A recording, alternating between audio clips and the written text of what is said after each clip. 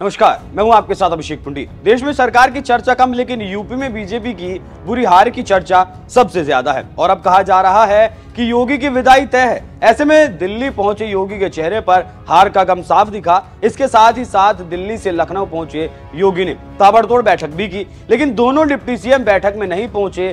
क्या है पूरा मामला, इस रिपोर्ट में देखिए।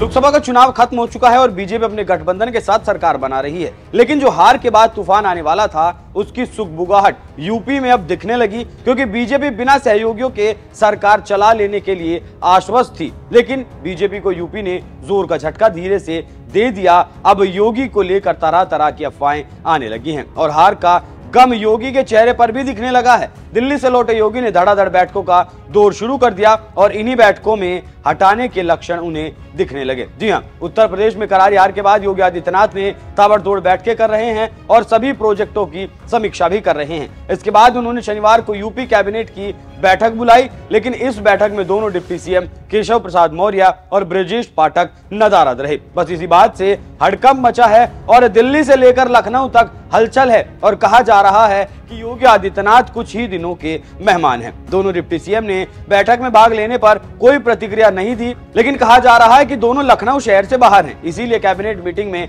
नहीं आ सके। लेकिन सूत्रों की माने तो ये कैबिनेट मीटिंग अचानक नहीं बुलाई गई थी। इसकी सूचना सभी मंत्रियों के पास शुक्रवार को ही भेज दी गई थी। उसके बावजूद दोनों डिप्टी सीएम ने उन्हें तवज्जो नहीं दी। इसको आप क्या समझेंगे? कहा तो ये भी जा रहा है कि दोनों डिप्टी सीएम दिल्ली में थे और अलग अलग बीजेपी नेताओं के साथ बैठक कर रहे थे। इसी वजह से कहा जा रहा है कि इस बार मोदी शाह का ठीकरा योगी पर फोड़ रहे हैं।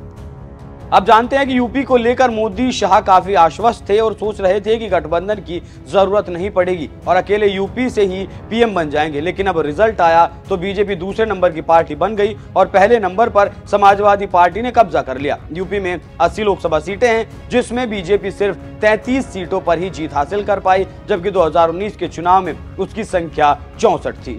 इससे आप समझ सकते हैं कि कैसे यूपी की जनता ने मोदी शाह को सबक सिखा दिया। अब उसी हार का बदला लेने के लिए मोदी शाह योगी को बलि का बकरा बना रहे हैं। लेकिन बीजेपी ने पूरे देश में मोदी के चेहरे पर चुनाव लड़ा, लेकिन अब जब जिम्मेदारी की बात आ रही है तो उसके लिए अचानक राज्यों के नेताओं को घेरा जा रहा है। लेकिन इसके पीछे यूपी में वर्चस्व भी दिखा और कहा जा रहा है कि 2017 से मोदी और शाह यूपी में एक कमजोर नेता चाहते थे, इसीलिए यूपी की कमांड हमेशा अपने हाथ में रखने के लिए तरह तरह के हथकंडे अपनाए, जिसका तोड़ योगी ने निकाल लिया। अब एक बार फिर योगी को घेरने के लिए मोदी ने चाल चल दी। देखना होगा इस नए जाल को कैसे योगी काटते हैं। लेकिन जो बड़ी बात है वो ये कि देश में चुनाव मोदी के नाम पर लड़ा गया तो हार की जिम्मेदारी मोदी को खुद लेनी चाहिए। इसके लिए योगी को घेरने का आखिर क्या मतलब है? इस पूरी खबर पर क्या कुछ आपकी राय, कमेंट कर हमें जरूर बताएं। नमस्कार।